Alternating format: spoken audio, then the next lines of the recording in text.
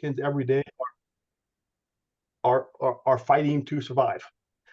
Their daily basic lifestyle is a survival lifestyle. And so that is it is not a superpower issue.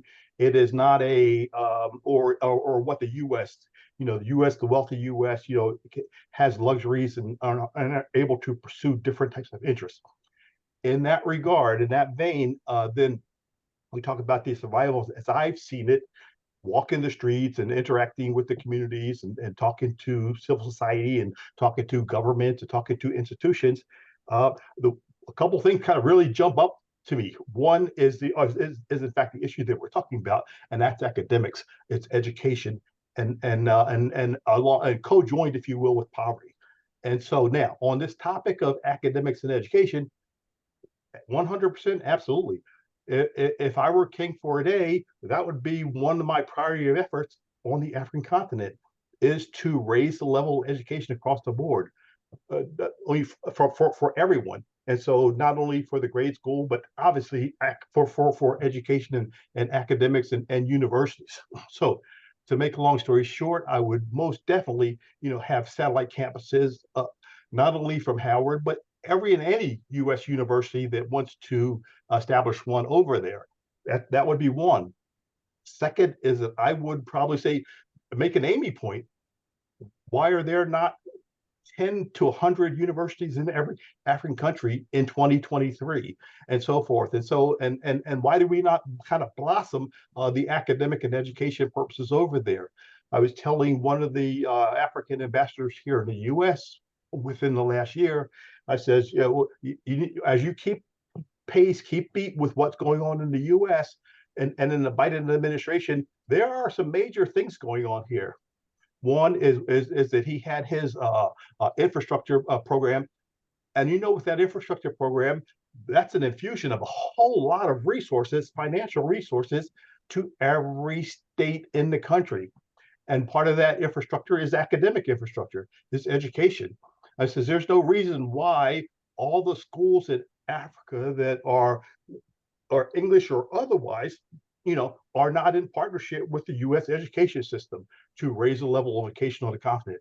Okay, that's all that to say that I would strongly agree and support satellite campuses throughout the continent, and also the immediate expansion of academic and education opportunities for Africans. So we have at this stage, Americans, have this great luxury. I grew up in the late 50s, early 60s, and I come from a family and a community that just did not have access to education. And so folks of my age and generation are sometimes the first in our families kind of to be afforded these opportunities of universities and grad schools and the like. And so, however, that was again way back in the 60s and 70s, but now 2023, there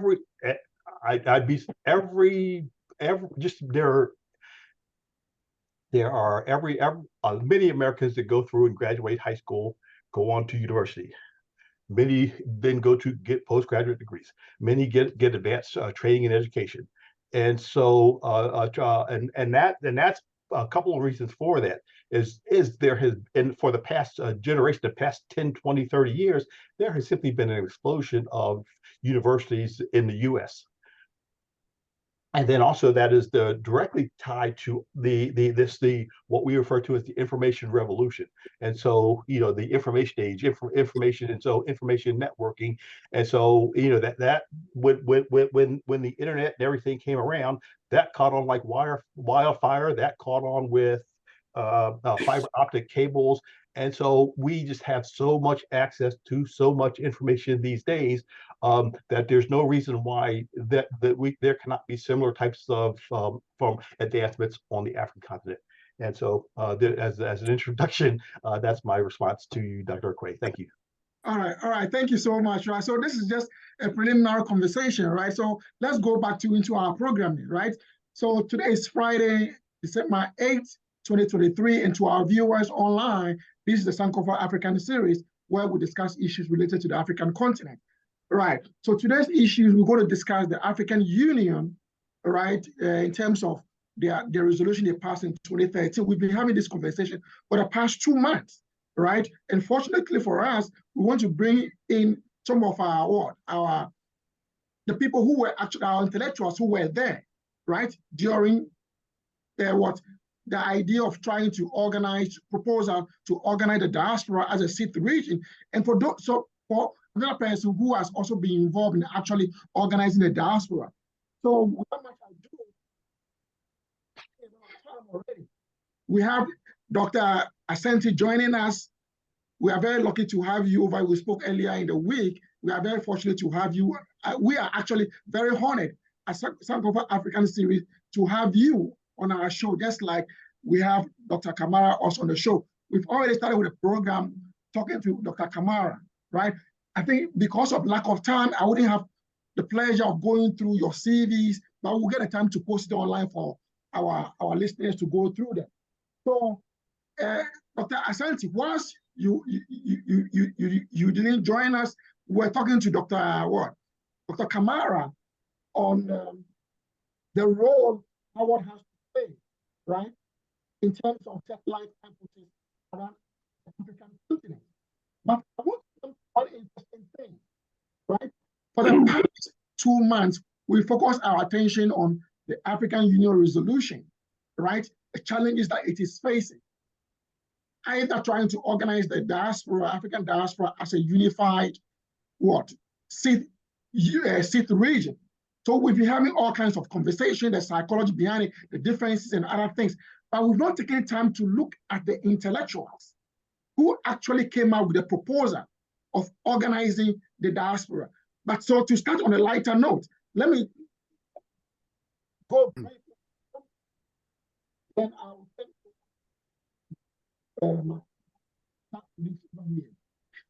Dr. Asante, you are a well-known scholar on Afrocentricity, defined as a paradigm containing requirements for agency and subject placement for African people within the confines of African historical narratives, thus moving Africans from the margins to the center in African discourse. In an interview that you granted to Dr. A.X. Smith, who is a professor of Africology, also at Temple University in 2020, on the topic Afrocentricity as the organizing principle for African Renaissance. I want to read excerpts of your engagement with him and he posed to you.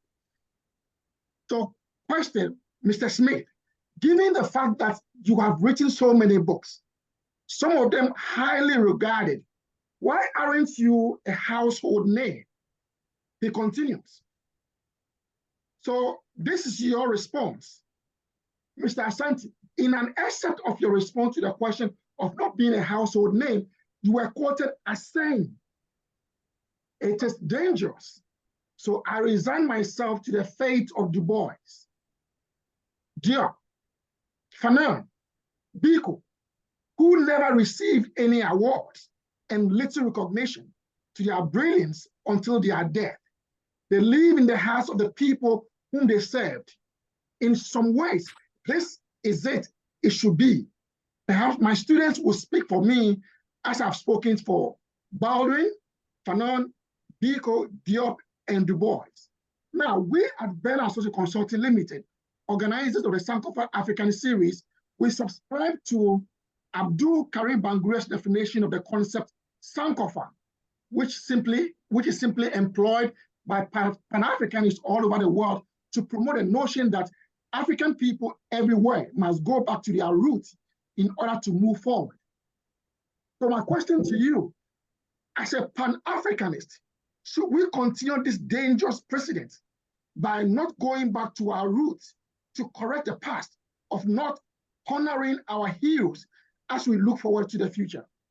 Dr. Asante, do we consider this dangerous precedent? Yes, thank you very much. I want to first of all say I am so honored to be on this panel with the distinguished scholars who have spoken already before me. And I'm so happy and proud that Sankofa is doing this because it is necessary and wonderful. Let me start by, first of all, saying to Dr. Akwai, I appreciate you very much for including me on this, but certainly there are wiser people than I for this kind of discussion, but I will do my best to give you what I think. Let's start with, first of all, the paradigm itself of Afrocentricity, and then we will get into Renaissance and get into the African Union and get into what our problems are.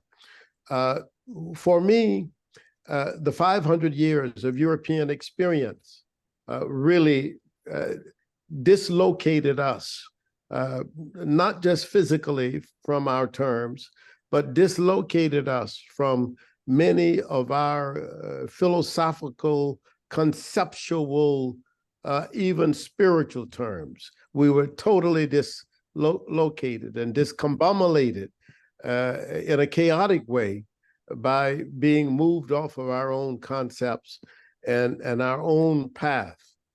It is said that soon 1 out of every 4 people on the earth will be African. And that is true from the statistics and from the predictions. But it is also true that many of those people will be found in the diaspora. And that would probably even increase the numbers and the majority, rather the numbers, the count of the African people that are counted. It would not all just be on the continent. 2 billion will be on the continent, but there will be also tens of millions of Africans outside of the continent of Africa. So all of these Africans, those on the continent and those off the continent, were affected by the European domination, which was not just a domination of land or a domination of administration or governance, but a domination of intellectual ideas, a domination of all kinds of concepts. So the notion of Afrocentricity is that how do we recenter ourselves without anybody's help? It's not necessary for the Europeans to do this for us or the Arabs to do it for us. Nobody can do it, but we can do it. How do we recenter ourselves so that we become agents of our own historical reality? There's nothing more significant for us, I always say, than our own historical experiences. And those historical experiences, for us, we claim our women and men who are heroic and noble in their lifetimes, and we see them as examples. There's nothing wrong with other people being examples, but we also have our own. And if we have our own, why not first understand that and use their knowledge, their wisdom that has been accumulated for thousands of years to help us advance as African people throughout the world. In fact, our advance helps the entire world because we are a people who, if we accept what our ancestors taught us, have this notion of dignity, affirmation for all humanity. So that's the general outline, a framework for Afrocentricity, that in anything, and for my students, and I've taught now 200 PhD students, and for those doctoral students who've got their degrees, we say to them that the real key is in any subject area, you find the agency of African people, or you interrogate the agency of African people. Don't just interrogate Europe and tell me what Europe said about Africa or about a certain particular African idea or concept. What do you say about it? What have our people said? What do we say about agriculture? What do we say about ecology? What do we say about how we respect each other or should respect each other? What do we say about economic relationships? These are questions that we need to ask ourselves before we ask anybody else. So that's how I approach that particular subject. Now, just to veer toward the African Union, we have a big problem here. And we have a very big problem here. And I've wrestled with this for over 20 years. And I've been in many meetings, several meetings, I should say, not many, but several, at least 4 or 5 meetings where we have discussed this issue. This is a problematic issue. And the 6th region idea from the very beginning was problematic. And I'll tell you, when we first heard the proposal, there was great activity on the part of people in the African Union, as well as people outside the African Union, to figure out how to come to grips with what we thought the 6th region meant. And I was one of those people called to a meeting at the United Nations to work on trying to figure out how to organize the diaspora, and to and this was a big problem. It's a problem that is very difficult to manage. You got in the Caribbean itself, you have at least 50 million or more Africans, and you have 100 million in Brazil. You have 20 million or so in Colombia. You have 40 million in the US. You have that diaspora. So we were trying to figure out, given the fact that there are 54 nations in the African Union, what would be the representation? How would you represent those forces? Would there be representations from different regions of the diaspora and so forth? This was a big discussion until around 2006 or 7, I think we had a meeting in Salvador, in Brazil. Yeah, correct. Yes. Did you hear? Go ahead. Go ahead. Oh, okay. So in this meeting in Salvador, it became very clear that the issue about the 6th region was misunderstood greatly by the people in the so-called old diaspora. When I say the old diaspora, the one that was created by the enslavement, by the European slave trade, that diaspora created by the European slave trade had long talked about Pan-Africanism, had long talked about being a part of the African continent's mission and so forth. However, when the AU created this notion in conversation of the 6th region, many of the people on the continent interpret that differently from those who were in the diaspora. And that was a big problem. And I'll tell you why that was a big problem. It was a big problem because those of us who were not on the continent, who heard 6th region, we're going to be a part of the African Union, let's organize. And we attempted, we had meetings trying to figure out, well, how many, should Brazil have more weight than the US? Should the Caribbean have more weight than another region? And how these different countries are going to be represented in this African Union, this 6th region of the Union? Well, in Salvador, a representative, and I can't remember her name at this time, of the African Union coming from Addis Ababa, gave a talk, which was extremely revealing. Her talk was followed up by a meeting that I attended in Abuja, in Nigeria. Because the Nigerian parliament had invited me to come and speak about the diaspora, the 6th region, and when I got to Abuja. Well, I was fortunate to have been in Salvador, Brazil, to hear the sister from Addis Ababa talk about the 6th region. What they meant by the sixth region was different from what the old diaspora meant by the sixth region. What they meant was the recent diaspora of Africans. That was a big revelation for me in Brazil. So when I went to Nigeria to speak at the parliament in Nigeria, the Nigerians had discussed with me, at least one of the representatives or Congress people, parliamentarians, had asked me to work with a project on trying to determine how many Nigerians lived between New York City and Washington, D.C. And that was a project that they were going to fund. They were going to give me money to do a survey and try to do this thing. We never did that project. But here's what I discovered when I was speaking in Nigeria.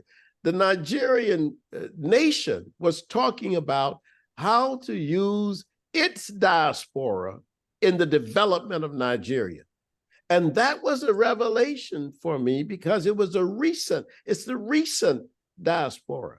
And that recent diaspora, that model was not a model that was developed, I don't believe, even in the AU, I don't believe it was developed from a Pan-African point of view that would have been understood by the Africans in the diaspora. The Africans in Haiti and Jamaica and Brazil, the United States, Colombia, Nicaragua, Costa Rica, and Panama didn't have the same understanding that the people on the nations on the continent had. The nations on the continent wanted their diasporas to relate to them as the Indian government had its Indian diaspora relate to India. In other words, all the Nigerian doctors and lawyers and all of the people who are professors in the United States, all of the persons who represent who come from these different African nations ought to form a sixth region that would be tremendously and economically strong for particular nations. That was a difference. That's the thing that I understood. And I think that's why the confusion, first of all, and that's why it was so difficult to organize what we were considering to be the diaspora initially, because we were thinking of the diaspora as the old diaspora. But that's not what the nations are thinking. The nations are thinking, and in a way, it's a good way to think. I mean, why shouldn't the people from Ghana who are living in the West and doing very well and making a lot of money in the West, why shouldn't they help their villages and their towns and their nation states to develop and grow and become more robust? That's the idea, and I think that's where the confusion has been, and that's why it's taken over 20 years for us to have any kind of clarity about this. All right, Dr. Asante, this is the first time we on this program, we've been dealing with the issue for the past 2-3 months. This is the first time we're hearing this narrative. All right, now, Dr. Kamara, what do you have to say to what Dr. Asante just said? Then we'll go to Dr. Tad to also ask some questions concerning what Dr. Asante just said. But this is completely new to us, right? We were thinking about the old diaspora, but now we are being made that it's based on individual countries. He's talking about the Nigerians thinking about trying to look at a diaspora between New York and Washington, D.C. This is different from what we have been dealing with for the past 3 months on this particular program. So what is your take on that? Thank you very much. And Dr. Asante, I'm very honored to be with you here. It's good to see you again. Thank you, well, I think sometimes because we want to build a tall house, we tend to look at the sun and usually overlook a pit that is just under our feet until, God forbid, we shrink into that pit. and I'm not trying to put it in a negative way here. We Africans abroad, as the governments of the African countries today refer to us, meaning the newer diaspora, Africans who were either born or raised in Africa that came abroad, like myself. Because we have been exposed to this Pan-African network, to what I call Africanity, or the transcendental Africanity that connects us with our brothers and sisters of what Dr. Asante called the old diaspora. We tend to overlook what the governments in Africa, the regional economic communities in Africa, and ultimately the African Union in Africa tend to mean by six regions. Today, almost every single government in Africa has a ministerial department called either Nigerians abroad, Ghanaians abroad, Senegalese abroad, something like that. So as a Guinean abroad, I am not under the Ministry of the Interior in Guinea. I am under the Ministry of the Guineans abroad, if that is the terminology. And when the Guinean government talks about the African diaspora, it is primarily we, the Guineans abroad, that are governed through that ministerial department. Right. In terms of taxes, some African countries have taxes on their diaspora, like Eritrea and others, for example. And when we send remittances, as we know, Africans abroad send millions and millions of dollars every year to Africa, not only to support families, but to create businesses, to support some other economic advancements. And even the African Development Bank, not too long ago, organized this conference to gather Africans abroad to contribute to certain programs of the African Development Bank. So I completely agree with Dr. Asante that there is a confusion there. When we talk about the African diaspora, you, Dr. Akwe, and myself, being Africans abroad here in the United States, and we deal with our brothers and sisters of the old African diaspora, descendants of formerly enslaved Africans. And because we have this brotherly and sisterly interaction, we become at a certain point blindsided towards what our governments and regional organizations on the continent mean by certain concepts. However, I do believe that this interaction, this solidarity, this Pan-African family rebuilding that we Africans abroad have discovered and are continuing to build with our brothers and sisters, descendants of formerly enslaved Africans. I believe that we should not allow the political or bureaucratic interpretation of African diaspora that governments in Africa, the AU and the regional economic communities we should guide them to better understand what African diaspora must mean in the 21st century and beyond. That it's not just the Ghanaians from Ghana, the Guineans from Guinea, or any of that. It's the African diaspora. Mhm. All right, Global yeah, Africa. go ahead. That's my take on what Professor Asante just said, which is very inspirational. Sure, let's go to Dakoka, and we have a guest over here. So let's listen to Dakoka, then we'll go to our guest also. What is your take on this thing? Because for all along, we were looking at the Pan-African mentality of the African diaspora. But here is the case now we are seeing something very new to us.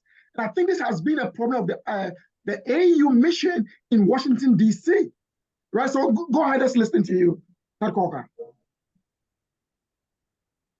You made it. Your microphone is off. You Yeah, made it. A little click, huh? Technology. I just big hands. Dr. Asante and Dr. Kamara and other distinguished guests. Thank you again. It's very revealing. I appreciate it. And so there are a lot of things come to mind based on all the conversation. A couple of points with Dr. Asante and going back 500 years. And yeah, there's a big gulf. Okay, well, what happened? Why? How did we get so far off track? And when I think of the 500 years, and when I started my conversation to Dr. Kamara, talking about America being a superpower, and then it has this strategic interest, and it has these strategic interests because now, and it's only been around for a couple of hundred years, but it has evolved into a superpower. Why? Because it is the United States. Okay, we don't know if those 500 years ago, if Africa had the same kind of background and opportunity, that after 200 or 300 years, it might have been the United States of Africa, and by now have been the superpower. Don't know, but the fact of the matter is, the U.S. is now, and so that's just to compare and contrast. Related to that bullet too, and as we talk about the diaspora, because we have been talking about it, both in Bella and Associates and elsewhere, specifically in the present U.S. administration. The African diaspora is like one of the president's top priorities for the continent, and so as that's evidenced by the Presidential Commission on what? The African diaspora.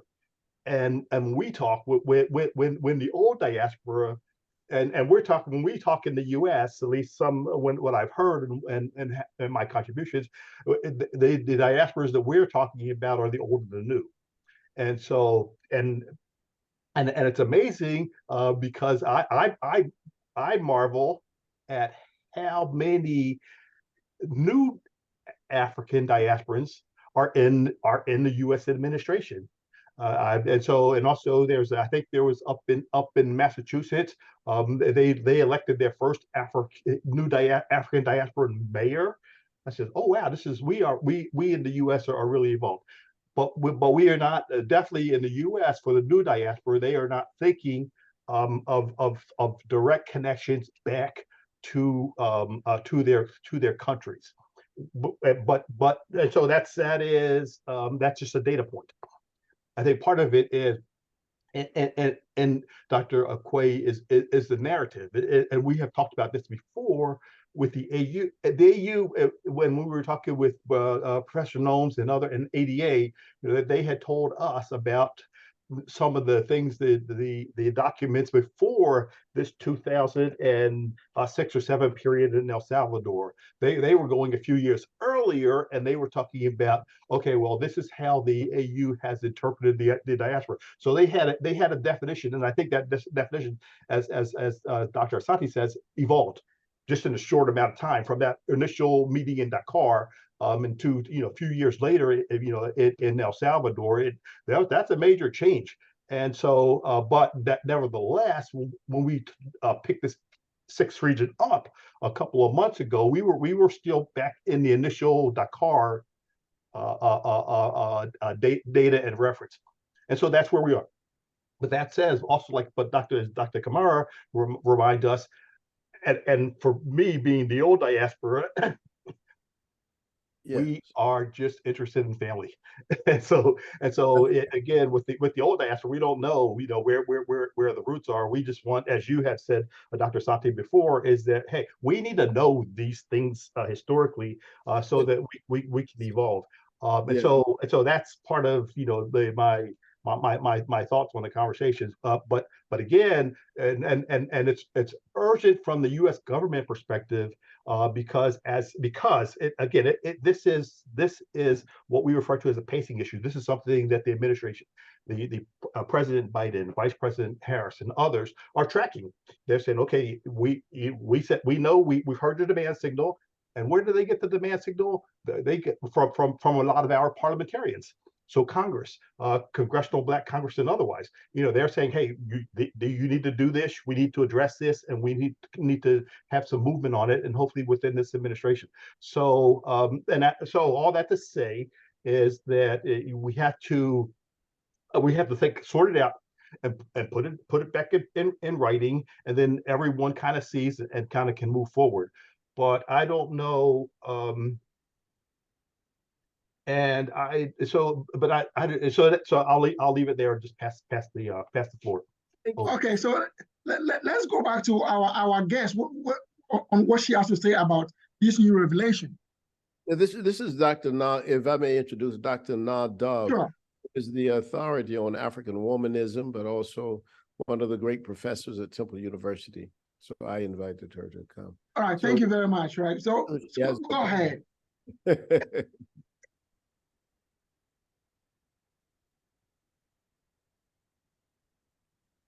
Your microphone is on mute. Yeah, go ahead. Sorry, I apologize. I was saying I'm thrown in the water, but I'll do my best to swim. What I can see now is that with these two diasporas, that the second diaspora, the new one, wouldn't exist without the first one. The whole notion of Pan-Africanism is the relationship between Africa and the diaspora. That's how that whole idea sprung about. So that's an important connection.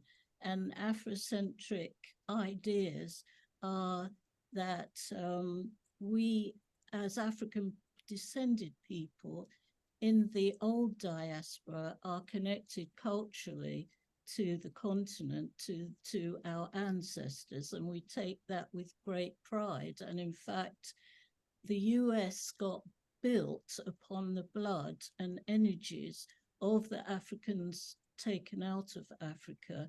And it is a huge capitalist country with loads of power and finances and so on, which it has built upon the blood of African people. So African people are actually the foundation of the US, and the original people have been removed and have very little voice. In fact, their history isn't even known.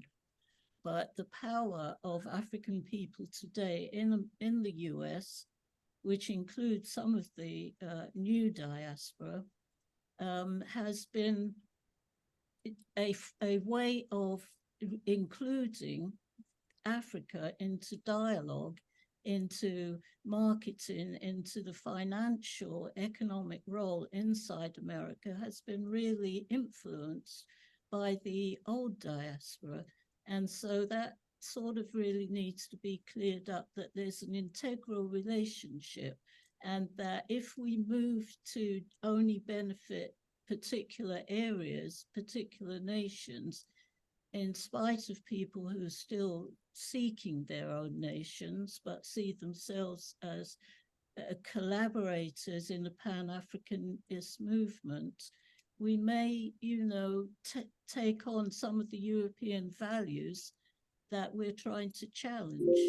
I don't know if that makes sense to you, but that's how I'm looking at it, that this relationship couldn't have developed the way it has if it hadn't been for the use and exploitation of Africans in the old diaspora. All right, let's come to Dr. Asante here. You want to say something to that effect, right? Yes.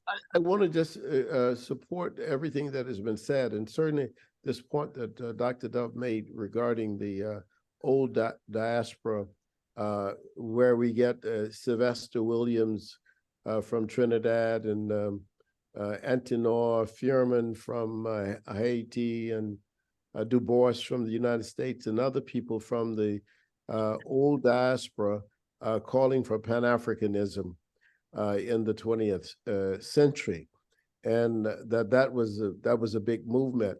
But I think that we also have to realize that Africa faces a number of major crises as a continent, and one of those crises has to do with the debt. And I said this yesterday in a speech at the UN. They had a conference at the UN on Africa and the future of Africa. And I said that, the elephant in the room, when we start talking about Africa and development and the emergence of African countries, part of the problem, in terms of the budget problem of African nations, has to do with the fact that we have inherited, all these nations have inherited colonial debts that were made during the colonial administrations, the apartheid administration in South Africa. And those debts have been carried over and over and over, and interest has accrued year after year after year. So there's a big burden. And what I think that African nations ought to do, in addition to what they're doing by trying to get more financial financial aid or assistance from their own diasporas, like as we said, Senegal, Nigeria, Liberia, all these countries are trying to get as much as they can from the people who have recently left. I think in addition to that, we've got to deal with the debt crisis, and we've got to raise that every time we get that. Look, one of the ways that the West can help Africa, if it wants to help Africa, is not to give us more aid, but to forgive all the debt. If they forgive all the debt, then our own profit and our own tax dollars can be used to purchase, to build schools and roads and take care of health conditions and so on. But we can't do that. As the person who was the chief of staff for Thabo Mbeki told me, this is Vusi Gumedi, when the administration took over in South Africa, the first administration under Mandela, that they went into the office and they had promised ANC had promised all kinds of things. We're going to electrify the rural area. We're going to build houses with bathrooms on them. We're going to do the roads. And he said the first thing they did when they start thinking about this and planning, and they looked at the budget, they had no money. That the apartheid government had basically used all the money, and then they had used all the credit, and there was nothing you can do. And so what that does is create turmoil in your masses, because the masses says, we elected you, we thought you were going to do this, and you're not doing it. Well, you can't do it because you don't have the money, and you got to pay money, and you got to pay interest on the money that has been borrowed for you over the years. So that's a problem. The one thing I just want to say, and I'm going to unfortunately have to leave in about 15 minutes because my students are coming over. But here's one thing I want to say about the last thing about the diaspora. And I think that Professor Kamara hit it on the head too, when he's talking about the recent diaspora now being a part. I guess it may have been Todd. Dr. Todd. I'm not sure. One of you said something about the recent diaspora now becoming a part of the old diaspora, and that's true. I tell you one thing: the children of the recent diaspora eventually become part of the old diaspora, and I've seen this. with some of my colleagues who are Ethiopians who came here in the 1970s. Their children are African Americans, and their children have a whole different sense of historical relationship, you see? So that's the thing that's happening, and it's happening very rapidly in the African community. You're seeing it in terms of not just the people in the universities, or the people in the corporations, the people in politics. We're everywhere, and we are one people. And that is the thing that I think Dr. Coker was saying, that we are essentially, by virtue of that dissemination of ideas and information, one people. But I would also like to say, finally, as the last comment, to Dr. Coker's point about education, this is again a very provocative statement. I've traveled throughout the African continent. I've never seen an African university.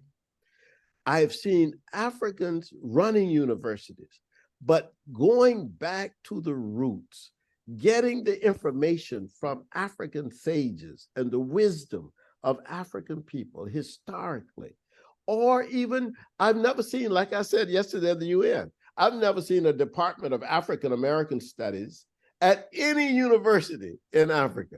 Now I have seen at Liberia, Monrovia, they just established a center for migration and diaspora. It's a research center, which is a useful thing because that allows people on the continent to know what's going on in your diaspora, the old diaspora. I was traveling Colombia and going to a city like Buenaventura, which is 90% Black. It's an African city in South America. And the people there said, when the presidents of African countries come to Colombia, they go to Bogota, and they don't know that there's such a large, almost 15% of the population of Colombia is Black, and they don't know, they don't even ask about us. I said, because they don't know you are here. That means that in the African continent, we have to have departments of the African diaspora, just like the ministry of the diaspora for the individual nations. We also have to study the African diaspora, which is worldwide, and it's a very powerful diaspora. It has influence in Europe, in Asia, everywhere you look. I just did a book a few years ago on the African American diaspora. And the African Americans are writing cartoons in German newspapers, living in Germany, doing stuff, Japanese television, there are Africans on Japanese, we everywhere. So we have to be more engaged with this particular idea. And I just want to thank you for having this forum. This is a very powerful thing, and I appreciate all the comments that have been made. Right. Okay. So, Dr. Kamara, going back to what Dr. Sande said, right, in terms of the debt, right, and in terms of Africans running universities, right, what do you have to say to that? Because that goes into the conversation we had earlier on in terms of having Harvard African Studies, having affiliates or satellites campuses over there, right? That goes into that. Because I gave you the example that when I went there, right, I was just confused about what was actually happening over there. Because it seems like whatever they were doing was not African-centered. Right? What do you have to say to that? What I have to say to that, first of all, I want to thank Professor Asante for raising that again. Howard University being a private HBCU, but also heavily funded by the federal government, there is a limit to how it can right away implement certain things like satellite campuses in Africa and elsewhere. Mm-hmm. So when you get Uncle Sam's money, strings are attached. There are things you can do, there are things you cannot do. So you have to navigate that. I remember, for instance, when I first came to Howard University in 2017, one colleague, I'm not going to name them, one colleague at Howard University has a family in Liberia, and they own land and so on. And they approached me because they know I'm from Guinea next door. And they said they would like to donate some of the land to Howard University to build a satellite campus. So Howard would not pay a single penny, well, except what the Liberian government would impose, because it's Liberia, taxes or anything. And I had that conversation with the Provost Wuto, who is from Ghana, who values Africa and values Howard's connections to Africa. Yes. Of course, he wouldn't say everything to me because, leadership is leadership. But what I learned reading between the lines and beyond the lines was that that wouldn't be the way to go. And fast forwarding, in 2021, my department, the Department of African Studies, spearheaded the hosting of a symposium, a virtual symposium, because it was in the middle of the pandemic. A symposium centered on a Pan-African symposium on teaching, learning, and research during and after the pandemic.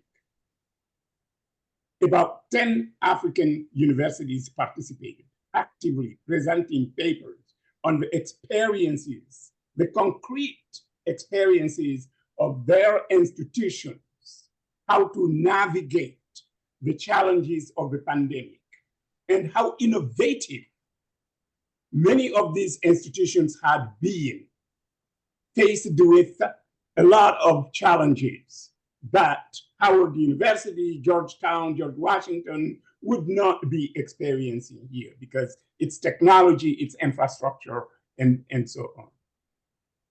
And part of the decisions, or at least the proposals that came out of that symposium, was to create the Pan-African Symposium, the Pan-African Consortium of colleges and universities, which would begin here in the United States, primarily but not exclusively, with HBCUs.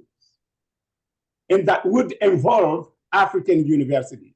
Let's say we begin with 5 African universities to make it manageable. 1 university from each of the 5 top regional economic communities, and 1 or 2 universities from the Caribbean to start with, and continue. So what I'm trying to say here to conclude is, yes, Professor Asante is right that even African studies, you go to many African universities, you are not going to see African studies. And I asked that. They said, well, we are Africans, we are in Africa, and we learn it. I said, no, that's not it.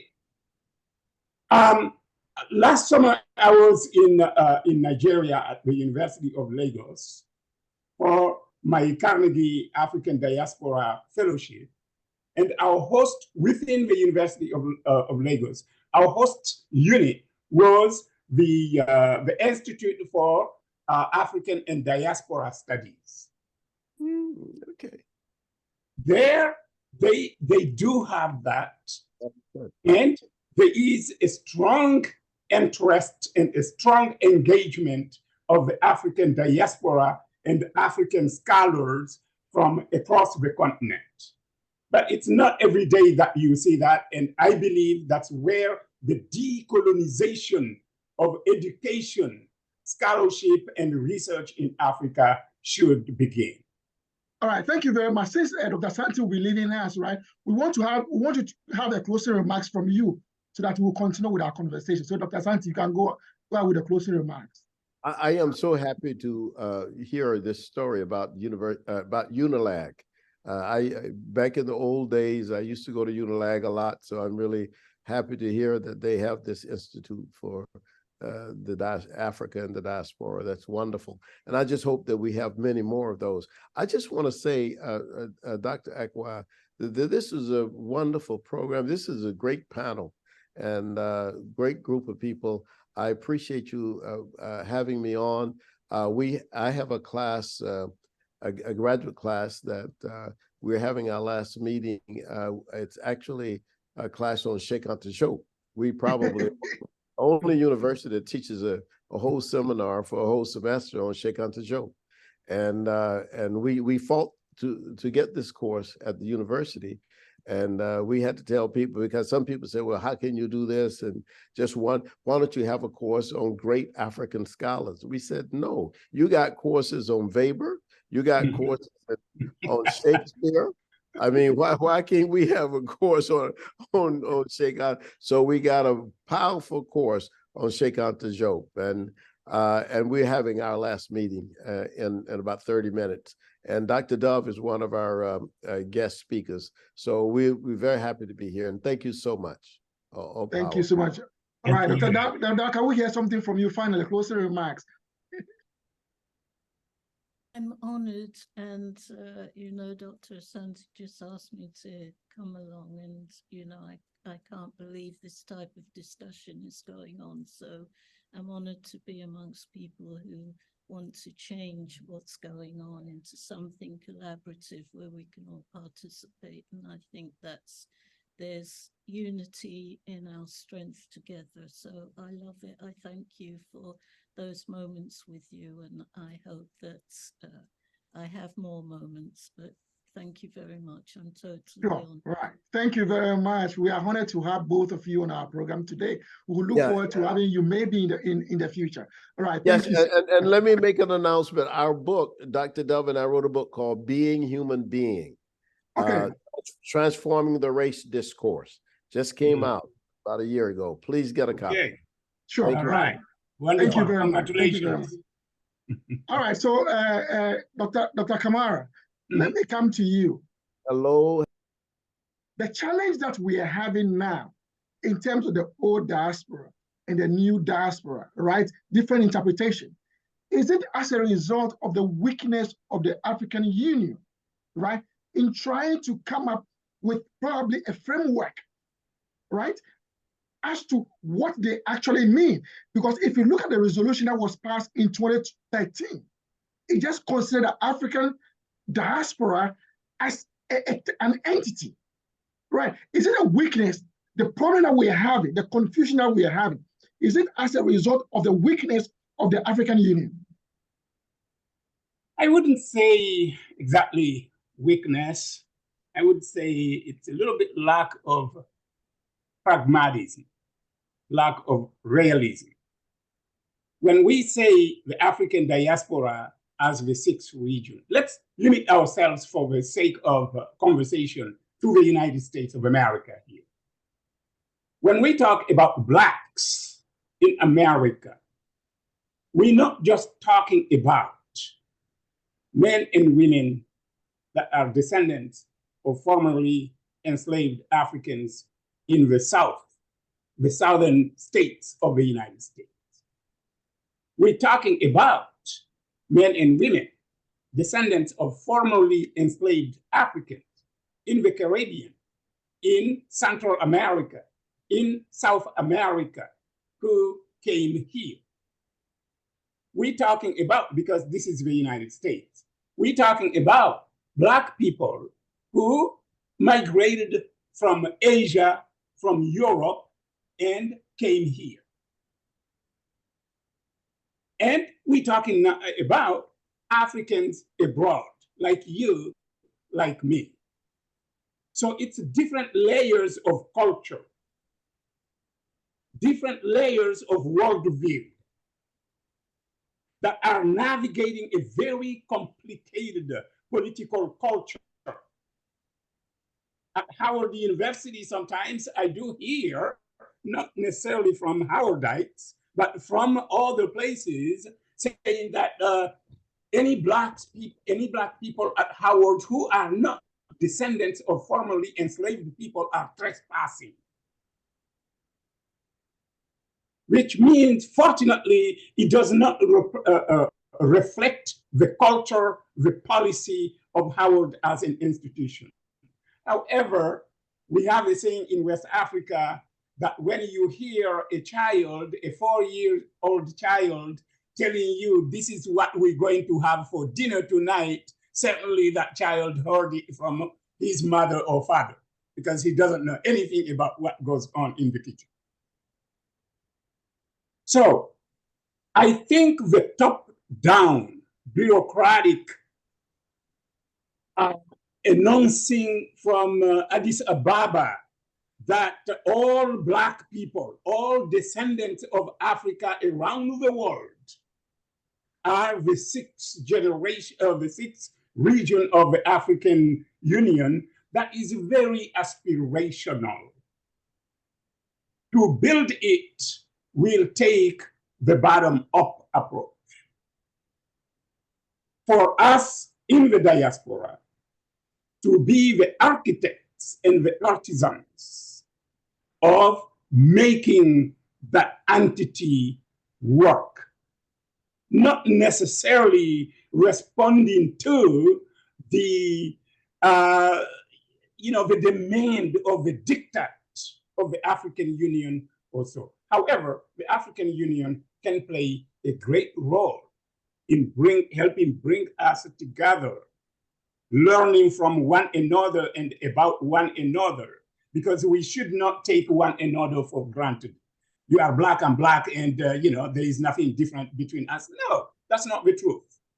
We need to learn from one another and about one another and get together to never take each other for granted and build that solidarity, because until this diaspora becomes the family that we want it to be, until Africa gains or regains the strategic sovereignty it deserves and the respectability it deserves on the global level, the freedom, dignity, and development of any Black person in the world will not be secure, because we live in an age of global Afrophobia. People who have tried for centuries to keep Blacks down are very afraid to see Blacks rise. A quick example, we know that about 67% of the 1.4 billion Africans today are 30 years or younger. Whereas we saw a few days ago the head of North Korea crying on TV, begging North Korean women to make children, to have children. Otherwise, they're going to be, and you have that going everywhere. Every single region in the world is aging. Africa is rejuvenating. That is a source of fear. And Africa has all the known and needed strategic minerals for the industrialized world to not have access to that the way they want. Their economy is down.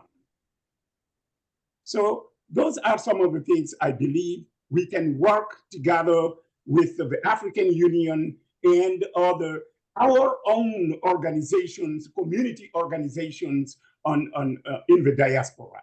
Thank you. All right, so let me follow up with something that you said, right? Myself and Keita were all students at Howard University, right? We've had our differences. We be descendants of voluntary immigrants and those who are descendants of slaves. We've had conflicts even in class, right? We never knew that it was that high up, right? Up over there. But coming down to what we experience, right? What you are saying is something very new. How do you resolve this conflict? Because like I said, we in the classroom, we had these conflicts, right?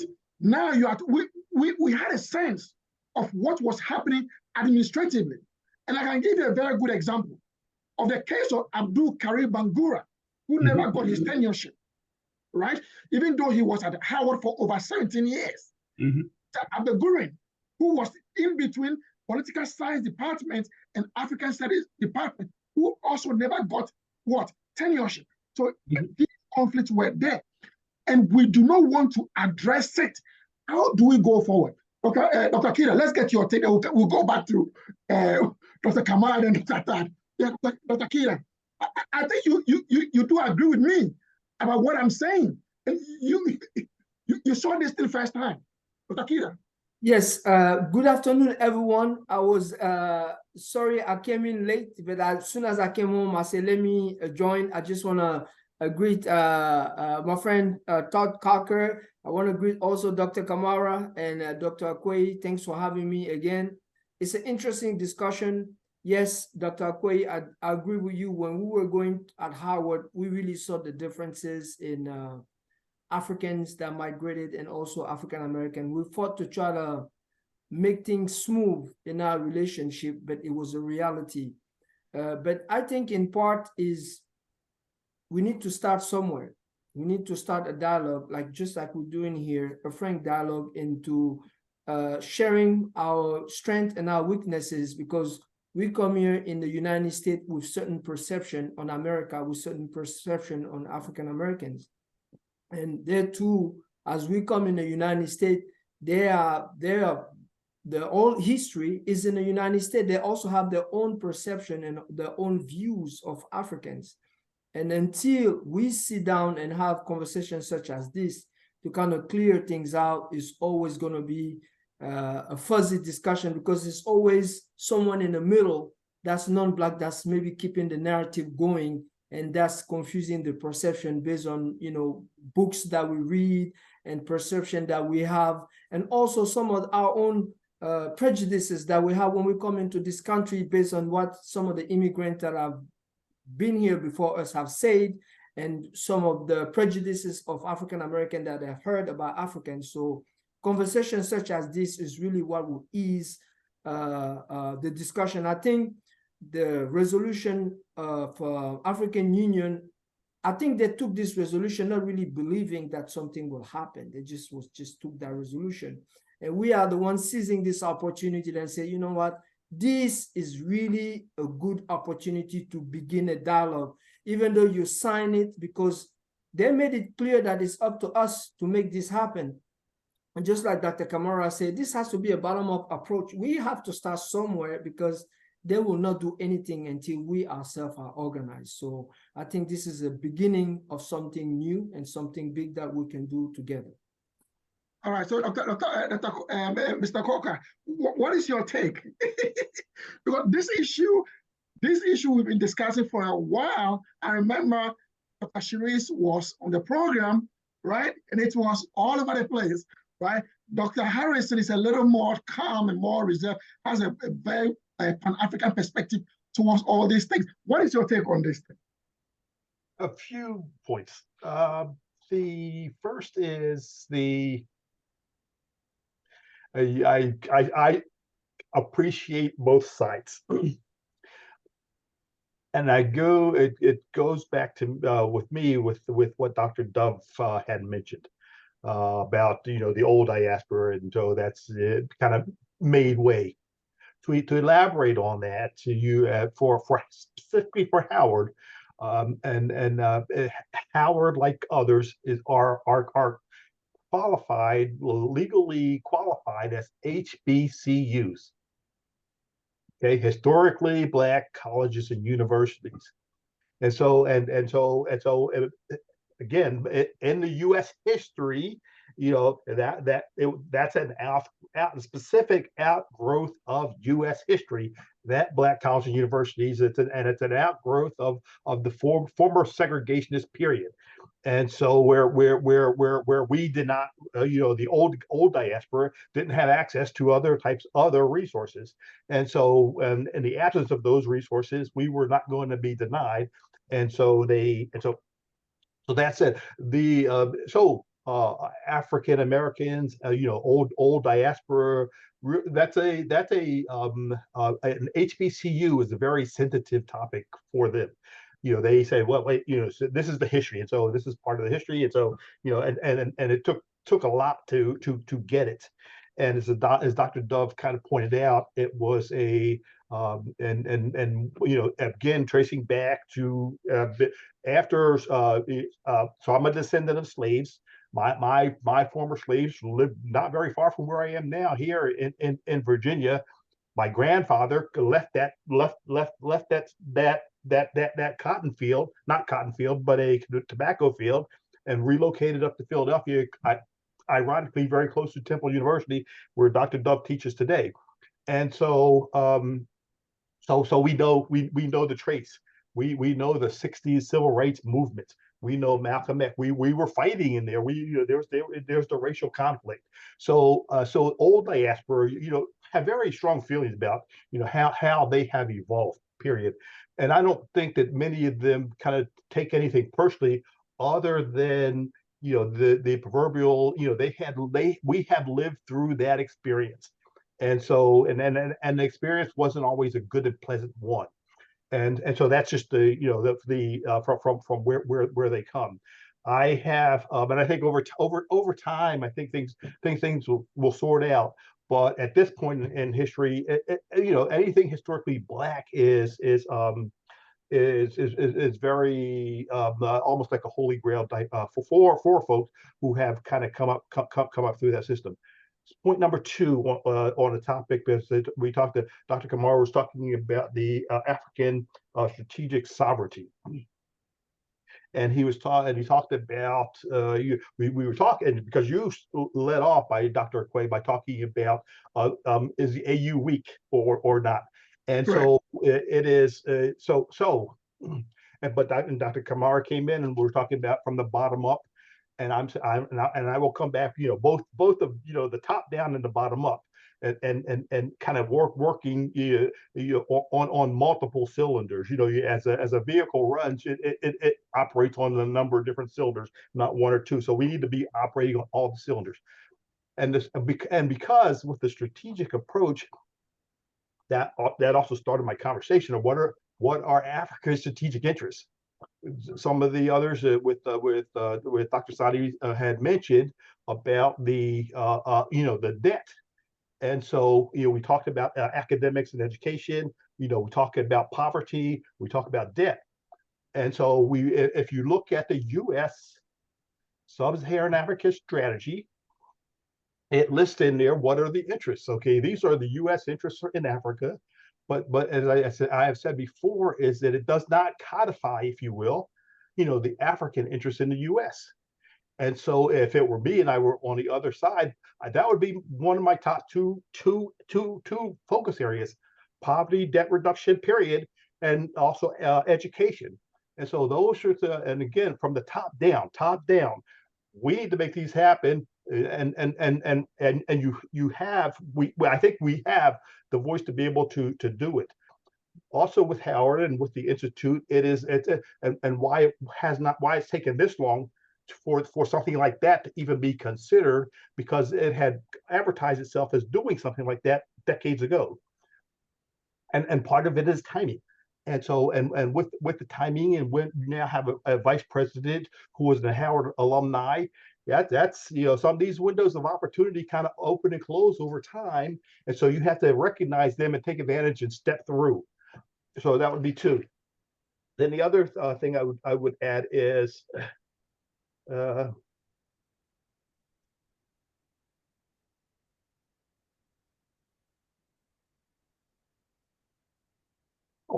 just one other thing that I just had made a note of, and that is that I think Dr. Asante was talking about African universities, and I had to take a step back, because I was 100% certain there are universities in Dakar, and I think the University Jacques one. There's universities in Ghana, University of Legon, and there's universities in the University of Cocody in Cote d'Ivoire, and also in the University of the Gambia. And so in my time there, I've kind of knocked on the doors, and most recently in the Gambia, I was enrolled in the African Studies program there, and they have an interesting one there, and it talks about what's happened, talks about the kingdoms over there, and how from the kingdoms they have come to the present ones, and so they exist. You just have to find them. Unfortunately, as I had said before, they're few and far between. And so that's part of the problem is that we have to light a fire. And if anything in the U.S., we can do that in the U.S. because we're always kind of lighting fires here. And we're putting a lot of this energy and effort and activity. We need to have that generate that same type of energy over on the continent. I said back in about the 1980s when I was at the postgraduate program here in DC at African Studies, my topic was, hey, Africa has a lot of energy. It has a lot of potential energy. It just needs that potential energy needs to be converted into kinetic energy, and energy and motion. And so we have to. That's where we have to kind of push and get these things get all these kind of gears and these cylinders and pistons running. So those few things. One is that I don't think I would not take a strong offense with African American students, kind of rubbing with non-African American students. That is just it's a sensitivity issue. I think more so for the African American student than for the non-African American. Second is that with the strategic interest and absolutely, if you don't get that strategic part right, and strategic sovereignty right, we will be subject to what Dr. Asante was talking about, domination. And so if we're not collective and we're not unified, then we're subject to being dominated once again. And then last is that the strategic interests, debt reduction, relief of poverty. Why in the world today does anyone still have to live on $1 a day, more or less? That doesn't make any sense. And so we need to resolve that without delay. And I'll stop there. Thank you. All right, thank you very much. So, Dr. Kamara, let's come back to you. What is the way forward for Africans in the diaspora? What is the way forward? The way forward is, I believe, to continue what we're doing here, the dialogue. We need to dialogue at all levels. Again, I'm going to repeat myself. I think it would be self-defeating if we were to try to take each other for granted. If we were to say, you black, I'm black, we have nothing to learn from one another. You should be what I expect you to do. I should be what you expect me to be.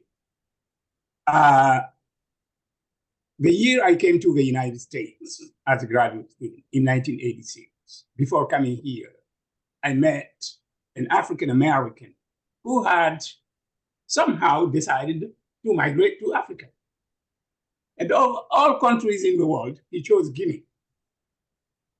I don't know why, but thank him. Karamoko Karenja, that's the African name he took.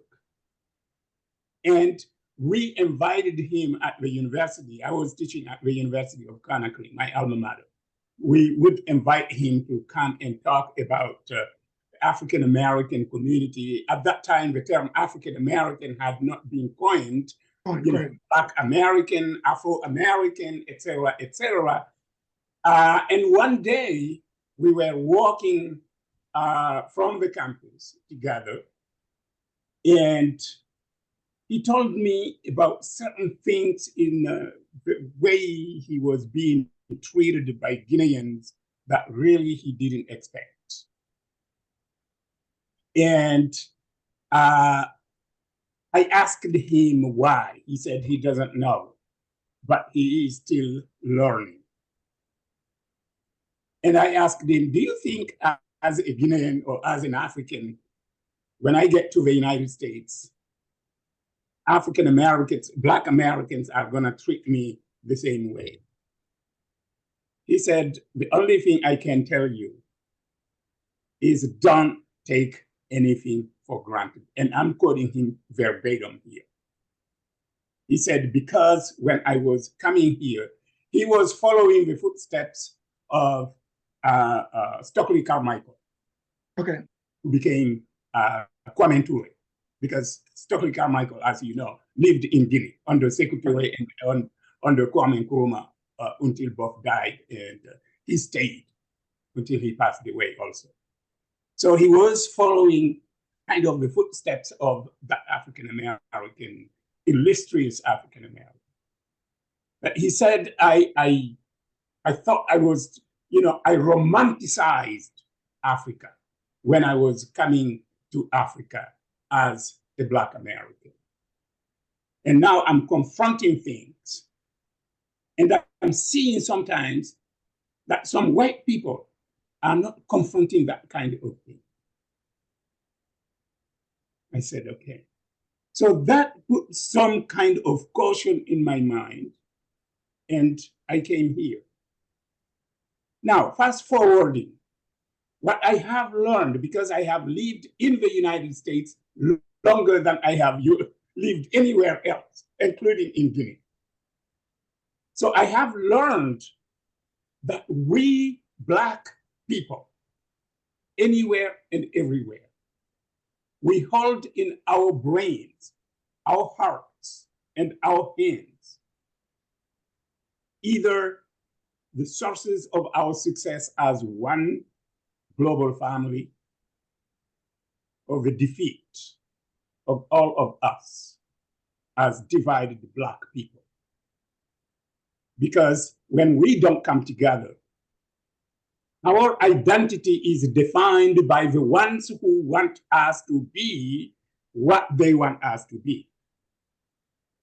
And if somebody were to define you to yourself, define the world to you and define you to the world, you are nothing and nobody. So I strongly believe that we Black people, we will have to go through all these things.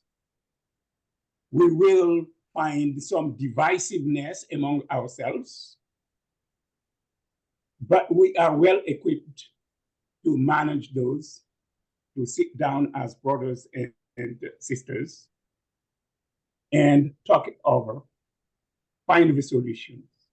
What you and I may not find today, your children and mine can build on whatever we have left and continue. It's not going to happen in one generation. What has happened to us has happened long before the beginning of the transatlantic slave trade. Centuries, Arabs had been enslaving us. Long before that, we had been enslaved by others. And today, America, the biggest superpower in the West that enslaved millions of Africans, is the only country that has had a Black man as president. And today it has a Black woman as vice president. It took that long, but we are here. So let's build on that. And when Professor Asante goes to the class and teaches about Sheikh Anta Diop, I believe he is doing that. And I have one of my doctoral students here, Rebecca Portis. I hope I'm not disappointing her. And these are the things we teach to our students here at Howard and elsewhere. We take it step by step. Any small positive difference we make sure that it is being built on that. And we won't be here physically when some of the outcomes of these things materialize. But those who will materialize them will recognize that we did our part. So that's, I know I'm being philosophical here, but that's how I see it. Thank you. All right, so let's come to Dr. Kida. What do you see as a way forward? The way forward is discussion such as this that we're having. I believe we have a nice blueprint with the African Union resolution because all heads of states have signed it. So we can use it as a blueprint since this document is also an international document because of the African Union adopted this resolution, and kind of go on a mission to inform the African American, the whole world about this resolution, and then see what we can do about this resolution, because each of us have his own personal experience in the United States. I've been in this country 3 decades. And when I came in, I have my personal experience with Africans here in the United States that when I came in, I won't say it was a positive experience, which is not what I've expected. And when I came here and some of the perception that we're saying about, for example, African Americans, they're the one that opened all the doors for me. So I'm in a tough position now to like, where do we begin this dialogue? Because each of us has different experience. I went to Howard. I know the opportunity Howard gave me when I was doing my master and my PhD. After that, I went and taught at George Washington. I had also my own experience at GW for 5 years. And then coming to Montgomery, the best experience I have in the United States was here in the South. And I was not expecting that in Montgomery, Alabama, in the heart in the South, that having such a tremendous experience dealing only with African Americans, all my collaborators, my students, and that has been the best experience I had in the United States. So this is a good dialogue. So each of us can come with his own experience, and then we can now begin to maybe heal the wounds of the past, because we do have to do it, because the insidious slave trade was not a good thing. And I believe that us Africans, when we speak about it, we have to speak with a degree of sensitivity and pain and suffering that this system has put on millions of our brothers. So we really have to begin with understanding that this was not something easy. We cannot even begin to imagine what they're going through, even being in America with this experience. So this is a good dialogue. I just hope and encourage Dr. Okoye to continue this dialogue, and then hopefully we'll be able to slowly heal the wound of the past and maybe establish a beautiful organization that will finally bridge the gap between Africa and African Americans. All right, so before I come to Lieutenant Adcock, let me briefly give you my experience. It was a frustration. Dr. Kida will attest to that, right? Being a student at Howard University, the difficulties and the challenges you have to go through, right? Dealing with students and dealing with administration. So after graduating, I had a job all the way in the South, but I wanted more, right? Coming from New York, I was like, I wanted more. This is not what I want. So that actually pushed me. After teaching for only 2 years, I decided, like, you know what? I'm done with this thing. Let me go back and set something up. So I got in touch with Dr. Kida, I got in touch with Mashar, got in touch with Nagli and other people to try to start something, right? So I took a break for almost like 2 years, went back trying to put up this consulting company because of the experience that I had over there, that even though we are not back home, we can make some sort of contribution whilst we are here. So that experience, that frustration is what drove me all the way to Ghana to begin something. So basically, this is my in short, my personal experience. I did work at New York City Council as a policy and legislative analyst. I worked on the Sean Bell case, right? The shooting that happened with Sean Bell. So I had some experience whilst over there, right? I was like, oh, this is new to me. I'm coming from Brooklyn College, a white school, and I'm dealing with Black issues and what discrimination, the Vulcan Society, and discrimination with the Fire Department of New York. So that gave me a new idea and concept or the way of I look at African American. And this frustration is what drove me to leave the South and go to Ghana to do something. So this is my personal experience. So Dr. Walker, let's hear from you about the way forward.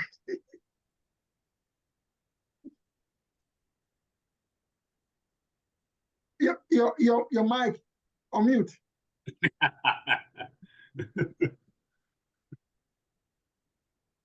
Okay, sorry. All right. Just thank you. I appreciate your patience. It's been always an honor and privilege to be with everyone. I have the way forward is I think is Dr. Cameron and Keita and you, Dr. Quay, have said, well, continuing what we're doing here and extending it and expanding it. And so the dialogue, that's the first to continue to have these conversations. I appreciate knowing that, and again, as stated, don't take anything for granted, because you never know kind of what may be kind of the thing that kind of unlocks all the outpouring of what we are pursuing. I don't know how to, Dr. Quay, I don't know how to, in addition to this, I don't know how to formalize. I don't know how to, what is this? Is this the committee? And so the AU strategy committee, as we have said on previous iterations of this, we do, again, I had mentioned earlier today, is that there is the Biden, the Presidential Commission on the African Diaspora, and so that is also just a factor. And so they not only it's a pivotal factor, because it is sanctioned by the White House. So we cannot overlook that and take that for granted. And so there is the and I don't necessarily know. Again, as Dr. Keita said, just use what we have, and that's the resolution. I don't know that but I do think also to add to that, we in the future, and I know that you're working on this, Dr. Quay, and that is to invite an AU rep to the forum. For the discussions and to carry it forward, both to kind of for and back and forth and a free throw, if you will, of connecting point in the connecting tissue. So and also with that, I don't know if you want to, in addition to the AU, one or two members of a REC, ECOWAS or SADC or something else to follow the conversation and the dialogue. So that would be some of and again, I don't have an experience coming from overseas to the U.S. and assimilating, so I don't have that story. I do have a different path in life. As just for those who don't know, I had as a military officer, as specifically as a Marine Corps officer, and where that ethos is drilled in. And so, and also, and with it being drilled in, and then, I hear the Marine Corps hymn kind of going in my mind, and the Marine Corps hymn says, "Hey, Marines in every climate, every place." And as I was kind of going up through my career, and also kind of being an information officer, I said, okay, geographically, I said, well, I looked around and I said, we don't have very many Marines in Africa. And so at that point, and it was that point in my career that I said, no, I have to first, for U.S. security perspective, to make sure that we had all the bases covered. I said, well, no, I need to personally, put double and triple down, saying I need to do this full time, and so that's why when I kind of turned my attention full time to what as the institute is pursuing. U.S. The nexus of between the U.S. and Africa, and in my vernacular, at the strategic level. And so that's what I have been doing for the past 20 plus years, is saying, so with any reference I have to strategic interest, any reference I have what we call like a we used to call it a simplex and a duplex. A simplex going in one direction, duplex going both ways. So I always thought going in one way, and it was important to me to kind of understand why it's not going in the other way as well. And so here we are. And so kind of always trying to draw the attention to the U.S. government, not always, but to the U.S. government of, yeah, we know what we want to accomplish over there. What is it that they need to accomplish, and where do they need help? And so that's kind of where my thoughts and studies are. And again, thank you for the opportunity. All right, thank you so much, Dr. Kamara, for joining us today. We are so honored to have you over here. And for our team who have been working on this program for the past 4 or 5 months, I see what Gabriela is here. She is working with us. So we thank you. We hope to continue with this conversation. And we hope that we'll keep working with the African Studies Department going forward in terms of what you are trying to do. We have a team. Dr. Coker is here, Dr. Kida is here, myself, and we have Dr. Marsha and other people. So we are ready to help in one way or the other to promote this idea of the U.S. African Institute. So we thank you so much for having you. Once again, we've come to the end of another Sankofa African series. We'll be meeting next week. And to all of you on the African continent, have a good night. Thank you. Bye. Thank you.